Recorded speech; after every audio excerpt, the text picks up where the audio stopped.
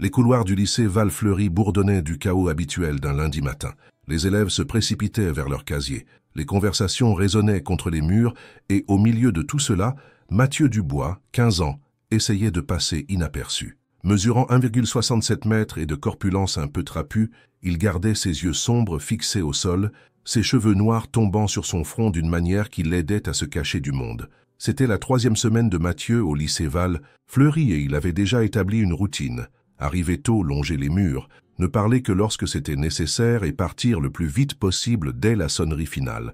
Déménager dans cette ville en banlieue de Paris depuis Marseille avait déjà été assez difficile. La dernière chose qu'il voulait, c'était attirer l'attention. « Hé, regarde le petit gros qui passe !» lança une voix appartenant à Julien Moreau, un élève de seconde aux épaules larges, portant un blouson de l'équipe de foot et affichant un sourire perpétuellement moqueur. À ses côtés se tenaient Thomas Vidal et Charles Henry, ces ombres inséparables, qui riaient sur commande.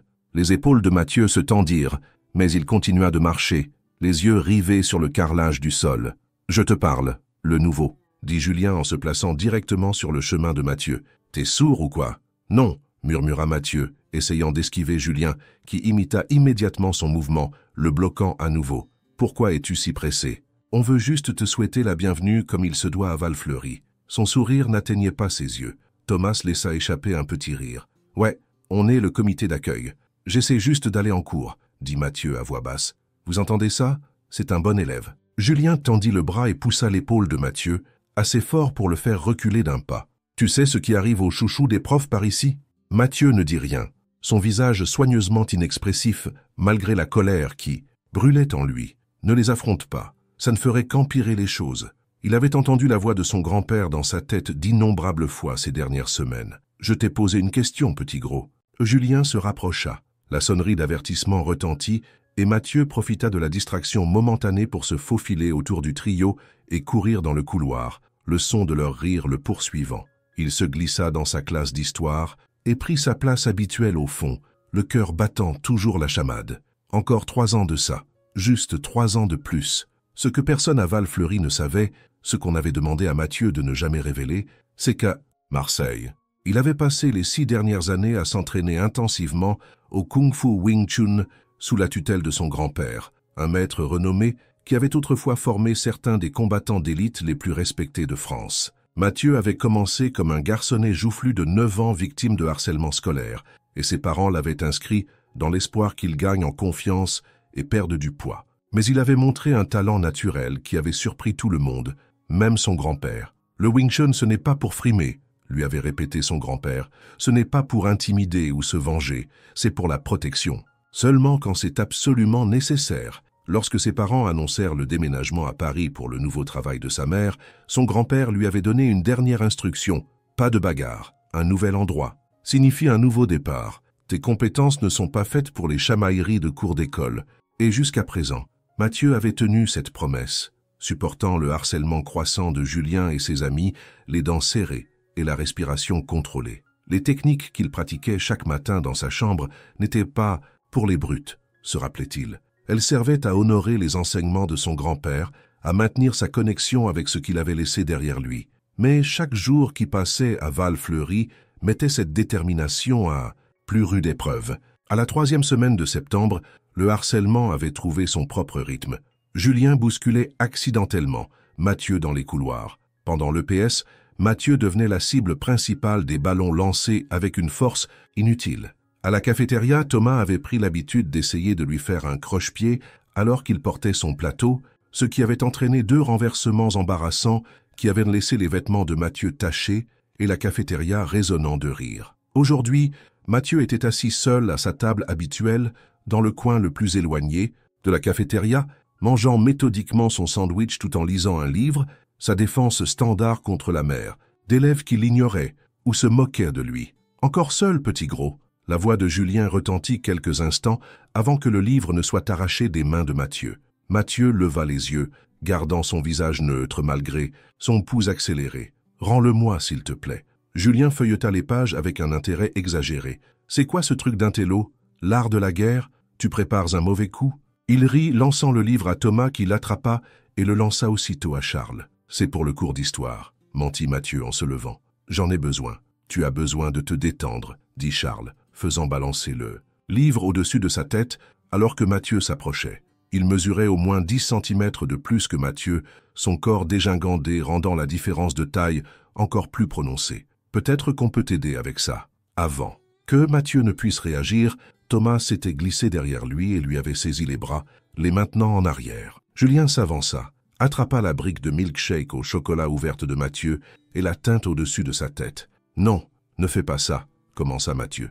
Mais le milkshake froid tombait déjà, trempant ses cheveux, coulant sur son visage, et son cou tachant de brun son t-shirt blanc. La cafétéria éclata de rire. Même certains surveillants à la table semblaient réprimer des sourires. Thomas le relâcha d'une poussée, en voyant Mathieu chanceler en avant. « Oups !» dit-il avec une fausse sollicitude. « On dirait que tu as eu un petit accident. » Mathieu resta figé, le milkshake au chocolat dégoulinant de son menton, la chaleur familière de l'humiliation le parcourant. Ses mains tremblaient, non pas de honte, mais à cause de l'effort qu'il fallait pour les empêcher de se fermer en poing, pour éviter de tomber dans la posture que son corps connaissait par instinct, pour éviter de montrer à ces types exactement combien de dégâts un pratiquant de Wing Chun pouvait faire en quelques secondes. Pas pour la vengeance, pas pour les chamailleries de cours d'école.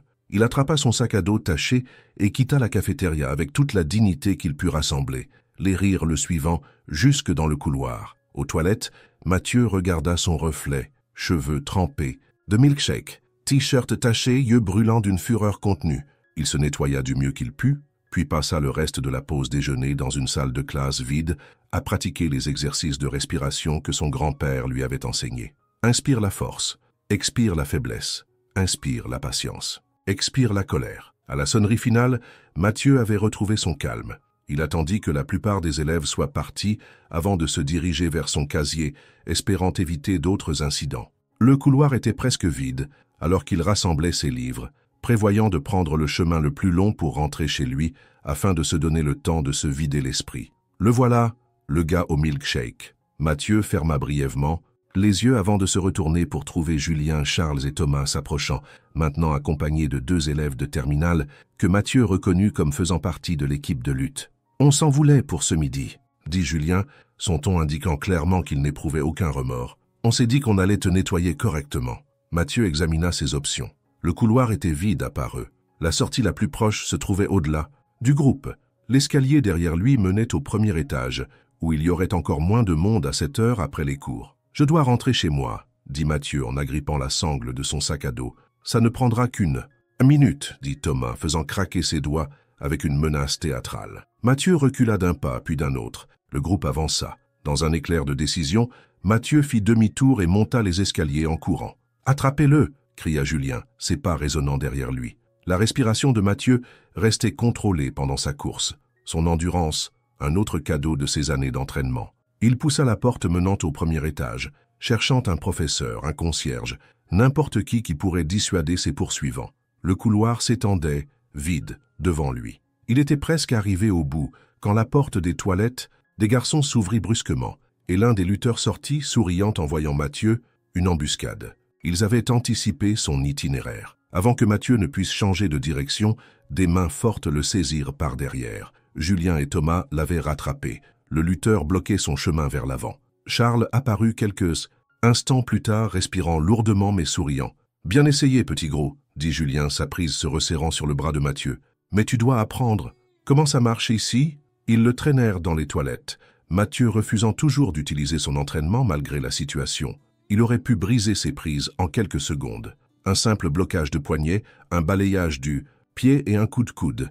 Mais les mots de son grand-père résonnaient dans son esprit. À l'intérieur des toilettes, ils le plaquèrent contre le mur. L'un des lutteurs vérifia les cabines pour s'assurer qu'ils étaient seuls. « Je crois qu'il a besoin d'un vrai baptême de Val-Fleury », annonça Julien, faisant un signe de tête vers la rangée de cuvettes. Les yeux de Mathieu s'écarquillèrent. Quand il comprit, « Ne faites pas ça », mais il le traînait déjà vers la cabine la plus éloignée, riant alors qu'il luttait inefficacement, délibérément inefficacement, bien qu'il ne le sache pas. « Tenez-le bien », ordonna Charles, alors qu'il forçait Mathieu à s'agenouiller devant la cuvette. 2 paires de mains agrippèrent ses bras, tandis qu'une autre appuyait sur sa nuque. « Bienvenue à Val-Fleury, petit gros », dit Julien, et puis il plongea la tête de Mathieu dans l'eau des toilettes. Le contrôle de Mathieu céda enfin. En une fraction de seconde, il se laissa tomber, surprenant ses ravisseurs par son poids mort soudain. Alors que leur prise s'ajustait, il se raidit à nouveau mais continua de les laisser pousser sa tête vers le bas. L'eau froide de la cuvette heurta son front, ses yeux, son nez. L'humiliation brûlait plus intensément que n'importe quelle douleur physique. Ils le maintinrent là pendant ce qui sembla une éternité, bien que ce ne fût probablement que quelques secondes avant de le tirer en arrière. L'eau coulant sur son visage, trempant le col de son t-shirt déjà taché de milkshake. « La prochaine fois, tu te souviendras peut-être de ta place », dit Julien en poussant Mathieu au sol. « Allons-y les gars, ça pue ici maintenant. » Ils partirent en se tapant, dans les mains et en riant, la porte des toilettes battant derrière eux. Mathieu resta au sol, l'eau et les larmes se mélangeant sur son visage. Pour la première fois depuis son arrivée à Val-Fleury, il se permit de ressentir toute la force de sa colère. Sa respiration s'accéléra, ses poings se serrèrent si fort que ses jointures blanchirent. Le Wing Chun, c'est pour la protection. Mais alors qu'il se relevait et regardait son reflet pathétique, cheveux mouillés collés à son front, yeux rouges, vêtements ruinés, quelque chose changea en Mathieu. Son grand-père lui avait appris à se protéger quand c'était nécessaire, et peut-être était-il temps de redéfinir « nécessaire ». Il n'allait pas devenir une brute, il n'allait pas les chercher pour se venger, mais il en avait assez d'être une victime. « Ça suffit », murmura-t-il à son reflet, sa voix plus ferme qu'il ne s'y attendait. « Ça suffit ». Mathieu passa le week-end en préparation intense. Dans sa chambre, porte fermée, il reprit son régime d'entraînement avec une concentration renouvelée. Exercice de vitesse, exercice de précision, les techniques du mannequin. De bois que son grand-père lui avait enseigné. Son corps se souvenait de tout, bougeant avec une grâce fluide qui avait autrefois valu les rares éloges de son grand-père notoirement critique. Le lundi matin, Mathieu avait pris sa décision. Il ne chercherait pas le conflit, mais il ne l'éviterait plus non plus. Il tiendrait bon. La journée se passa avec une tranquillité surprenante. Julien et ses amis furent inhabituellement absents du chemin de Mathieu, bien qu'il les aperçût dans les couloirs, échangeant des regards et des sourires narquois chaque fois qu'ils le voyaient. Ils préparaient quelque chose. Mathieu pouvait le sentir. La tempête éclata après le dernier cours. Alors que Mathieu s'approchait de son casier, il trouva Julien appuyé contre celui-ci, seul pour une fois. « Voilà notre élève de seconde préférée », et dit Julien en se redressant. « Tu te sens plus propre après ton traitement spécial ?» Mathieu s'arrêta à quelques mètres de distance. « Écarte-toi, s'il te plaît. Sinon quoi ?» Les sourcils de Julien se haussèrent en une fin de surprise. « Tu vas me forcer !» S'il le faut, la voix de Mathieu était calme mais ferme. Le rire de Julien résonna dans le couloir, attirant l'attention des élèves qui passaient, qui ralentirent pour regarder. « Vous avez entendu ça ?» Le petit gros croit qu'il peut me forcer à faire quoi que ce soit. Du coin de l'œil, Mathieu vit Thomas et Charles s'approchant sur le côté, prêts à le prendre en tenaille. Une petite foule se formait déjà, sentant le spectacle venir. « Dernière chance !» dit Mathieu. « Éloigne-toi de mon casier, force-moi », répéta Julien en écartant les bras en signe d'invitation. D'un mouvement fluide, Mathieu laissa tomber son sac à dos et s'avança, non pas avec le coup de poing sauvage que Julien attendait clairement, mais avec la précision contrôlée du Wing Chun. Sa main jaillit dans un coup de poing direct parfait, s'arrêtant à quelques centimètres à peine de la poitrine de Julien. Une démonstration de contrôle, pas une attaque. Julien cligna des yeux, surpris, reculant instinctivement d'un pas. « C'est quoi ce bordel ? Je te l'ai demandé poliment, » dit Mathieu, sa posture équilibrée et prête, telle que son grand-père la lui avait enseignée. « Maintenant, je te l'ordonne. Écarte-toi. » La foule murmura. Thomas et Charles hésitèrent, échangeant des regards. Le visage de Julien s'empourpra de colère et de honte. « Tu crois qu'un mouvement de karaté va me faire peur ?» Il se jeta en avant, lançant un lourd crochet du droit vers le visage de Mathieu. 6 ans d'entraînement prirent le dessus. L'avant-bras de Mathieu monta en une déviation parfaite, redirigeant l'énergie de Julien vers l'extérieur, tandis que son autre main portait une frappe de paume légère mais précise à l'épaule de Julien, le faisant chanceler en arrière contre les casiers avec un bruit sourd. Des halètements s'élevèrent de la foule. Mathieu resta dans sa posture, respiration contrôlée, yeux concentrés. Bordel! Julien se décolla des casiers, la rage déformant ses traits. « Attrapez-le » cria-t-il à Thomas et Charles. Ils se jetèrent sur Mathieu des deux côtés, avec le calme précision qui avait finalement valu à son grand-père un signe d'approbation lors de leur dernière séance d'entraînement. Mathieu bougea comme l'eau. Il esquiva la prise de Thomas, utilisa l'élan pour le guider vers Charles et, avec 2 coups rapides, un au plexus solaire de chaque garçon, les laissa tous deux chercher leur souffle. Le couloir devint silencieux, à l'exception du bruit de Thomas et Charles essayant de reprendre leur respiration. Mathieu resta immobile, sa posture parfaite, sa respiration calme. Julien regarda ses amis, puis Mathieu, l'incrédulité lisible sur son visage. « Mais qui es-tu, bon sang ?»« Je suis le garçon que vous avez décidé de harceler, » dit simplement Mathieu. Le garçon que toi et tes amis avez traîné dans des toilettes pour lui mettre la tête dans la cuvette. Je suis le garçon qui en a marre d'être votre punching ball. Il fit un pas délibéré en avant et Julien tressaillit visiblement. « Je ne veux pas de problème, » continua Mathieu, sa voix ferme. « Je n'en ai jamais voulu, mais j'en ai assez de supporter les vôtres. » La foule avait grossi, les élèves chuchotant et pointant du doigt. Quelqu'un au fond commença un applaudissement lent qui se propagea rapidement. Mathieu l'ignora, gardant les yeux fixés sur Julien. « Ce n'est pas fini, » murmura Julien, mais la menace sonnait creux alors qu'il aidait Thomas à se relever. « Ça peut l'être, » répondit Mathieu. « Tout de suite, tu me laisses tranquille, je te laisse tranquille, simple. » Avant que Julien ne puisse répondre, une voix aiguë trancha la foule. « Qu'est-ce qui se passe ici ?» Les élèves s'écartèrent pour révéler « Monsieur Bernard le CPE, conseiller principal d'éducation », son visage sévère alors qu'il examinait la scène. « Rien, monsieur », dit rapidement Julien. « On discutait juste », ajouta Mathieu. Les yeux de monsieur Bernard se plissèrent tandis qu'il observait la posture défensive de Julien, Thomas et Charles qui reprenaient encore leur souffle et la posture calme de Mathieu. Dans mon bureau, tous les quatre maintenant. Dans le bureau du CPE, la vérité sortit par bribes, pas seulement sur la confrontation d'aujourd'hui, mais sur les semaines de harcèlement qui avaient culminé avec l'incident des toilettes. Un examen des enregistrements de sécurité confirma des parties du récit de Mathieu, et deux élèves de la foule offrirent des déclarations sur ce dont ils avaient été témoins à la cafétéria. La légitime défense n'excuse pas les bagarres dans l'enceinte de l'établissement, dit finalement M. Bernard en regardant Mathieu. Mais le harcèlement est pris très au sérieux à Val-Fleury. Il se tourna vers Julien, Thomas et Charles. 2 semaines d'exclusion temporaire, plus des séances de suivi obligatoires avec le conseiller d'orientation à votre retour. Julien commença à protester, mais se tut sous le regard de M. Bernard. Quant à vous, Monsieur Dubois, continua le CPE, une journée d'exclusion interne pour bagarre indépendamment de la provocation, et je vais appeler vos parents. Mathieu acquiesça, acceptant la conséquence sans discuter. « Je comprends, monsieur. » En sortant du bureau, Julien laissa une large distance à Mathieu, la peur dans ses yeux indubitable. Thomas et Charles suivirent son exemple, leur arrogance passée complètement envolée. La nouvelle se répandit rapidement. Le lendemain matin, tout le monde à Val-Fleury savait pour le nouveau garçon silencieux qui avait mis à terre 3 des brutes notoires de l'école. Les murmures du couloir suivirent Mathieu pendant sa journée d'exclusion interne, lui parvenant même dans la salle isolée où il purgeait sa sanction. Ses parents avaient été étonnamment compréhensifs après leur choc initial. Son père avait écouté son explication, puis posé une question. « As-tu frappé le premier ?» « Non, » avait répondu Mathieu sincèrement. « Je me suis défendu. » Son père avait hoché la tête, puis appelé son grand-père à Marseille. À la surprise de Mathieu, après une longue conversation rapide dans leur dialecte régional, son grand-père avait demandé à lui parler. « Te souviens-tu de ce que je t'ai enseigné ?»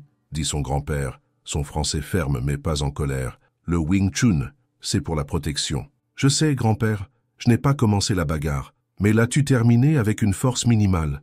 Mathieu pensa au coup contrôlé, à la retenue délibérée dont il avait fait preuve. « Oui, j'aurais pu leur faire très mal, je ne l'ai pas fait. » Une longue pause, puis « Bien, c'est ça la vraie maîtrise. Pas la quantité de dégâts que tu peux infliger, mais celle que tu choisis de ne pas infliger. » Une autre pause. « Peut-être est-il temps que tu trouves un lieu d'entraînement approprié là-bas. Tes formes doivent être négligées maintenant. » Venant de son grand-père, cela équivalait pratiquement à une bénédiction.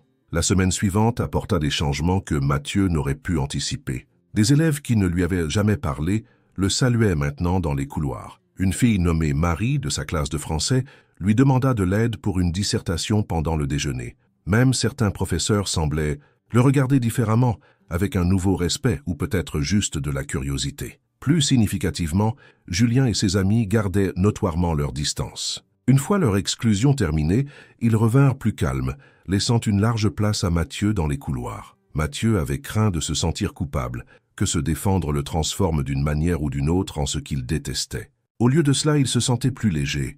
La tension constante dans ses épaules avait diminué. Il marchait maintenant la tête haute, ses yeux rencontrant ceux de ses camarades, au lieu d'étudier le sol. Le vendredi après-midi, alors que Mathieu rangeait ses affaires dans son casier, une ombre tomba sur lui. Il se retourna pour trouver Julien debout là, seul, les mains dans les poches. Le corps de Mathieu adopta automatiquement une posture de préparation, mais Julien leva rapidement les mains. « Je ne suis pas là pour ça, » dit-il, sa fanfaronnade habituelle absente. « Juste pour parler. » Mathieu se détendit légèrement mais resta alerte. « D'accord. » Julien semblait lutter avec ses mots, regardant partout sauf Mathieu. Le conseiller que je dois voir m'a fait réfléchir à certaines choses sur pourquoi je fais ce que je fais. Il frotta sa chaussure contre le sol. Ce n'est pas une excuse, mais mon père, il est un peu comme j'étais avec toi. Mathieu ne dit rien, laissant le silence s'installer. Bref, continua maladroitement Julien, ce que j'essaye de dire, c'est que j'ai eu tort avec toi sur beaucoup de choses. Les mots semblaient physiquement douloureux pour lui. C'est ce que je voulais te dire, tu sais, désolé. J'accepte tes excuses, répondit Mathieu. Julien hocha la tête une fois, rapidement et brusquement. Ouais, voilà. Il regarda enfin Mathieu dans les yeux. On ne va pas être amis ou quoi que ce soit, mais je te laisserai tranquille. Et Thomas et Charles aussi. C'est tout ce que j'ai toujours voulu, dit honnêtement Mathieu.